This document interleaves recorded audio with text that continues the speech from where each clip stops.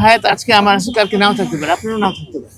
তো সেটা তো যে কোনো সময় যে কোনো মৃত্যুবরণ হতে পারে, তাই না? সেটা নিয়ে আমরা কথা না বলি, এবং সেটা রাজনীতিতে প্রভাব কি পড়বে সেটা তো যখন রাজনীতির নির্বাচন হবে তখনই বোঝা যাবে। অ্যাডভান্স কথা বলার কোনো সুযোগ তো নাই। আর দ্বিতীয়ত হচ্ছে, আমি এটুকু বুঝি, আমাদের নেত্রী ওনার সাথে আমি অত্যন্ত ঘনিষ্ঠভাবে কাজ করে আল্লাহ পাক আমাকে সুযোগ দিয়েছিলেন। সেই সুযোগের মধ্যে ওনাকে দেখেছি ওনার দেশপ্রেম, স্বাধীনতা, সার্বভৌমত্বের সাথে কখনো আপোষ করেন। এত কাছে থেকে ওনার সাথে আমি কাজ করেছি। তারপর দেশের জনগণের জানমালের নিরাপত্তার ক্ষেত্রে উনি আপোষহীন ছিলেন। যখন আমি যা চেয়েছি নির্দেশে তাই উনি আমাকে দিয়ে দিয়েছে।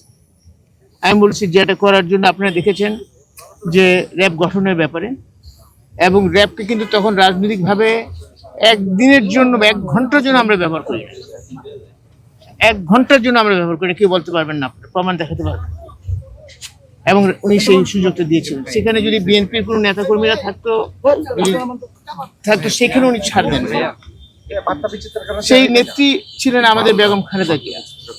স্বাধীনতা সার্বভৌমত্বের ক্ষেত্রে আর অনেক ঘটনা আমার ভিতরে আছে, যেটা আমি দেখি, আমার অনুভূতির ভিতরে আছে।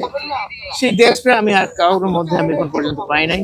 উনার ছেলে আমাদের বর্তমান একটি চেয়ারম্যান, উনার মধ্যে আমি দেখেছি সেই একই জিনিস, যেমনটা ছিল ওনার বাবার প্রতি এবং ওনার মানে সহধর্মিণী বেগম খালেদা জিয়া এবং ওনার ছেলে। আপনারা দোয়া করবেন আমার নেত্রীর জন্য, আল্লাহ যাতে ওনাকে জান্নাতবাসী করে।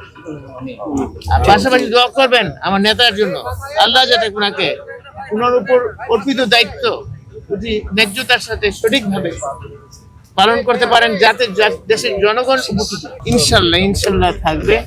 এবং আপনারা বুঝতে হবে, আমরা কিন্তু প্রথমে প্রয়াত রাষ্ট্রপতি জিয়াউর রহমানের আদর্শ নিয়ে এসেছি, এবং সেটা নিয়ে খালেদা জিয়া আমাদের নেত্রী, সাবেক প্রধানমন্ত্রী, উনিও সেই একই জিনিস নিয়ে আসছেন, এবং আমাদের নেতা জনাব তারেক রহমান সাহেব ওই একই জায়গাতে থেকে আমরা আসছি।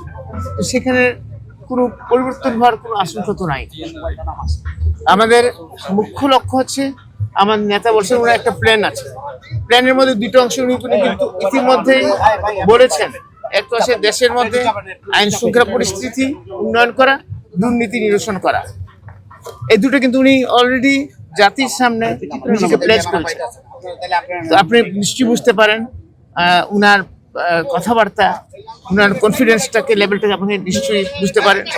ইনশাল্লাহ দোয়া করবেন, আল্লাহ যদি রহমত করে ইনশাল্লাহ তারা আমরা সেটা উনি সেটা অ্যাচিভ করবেন।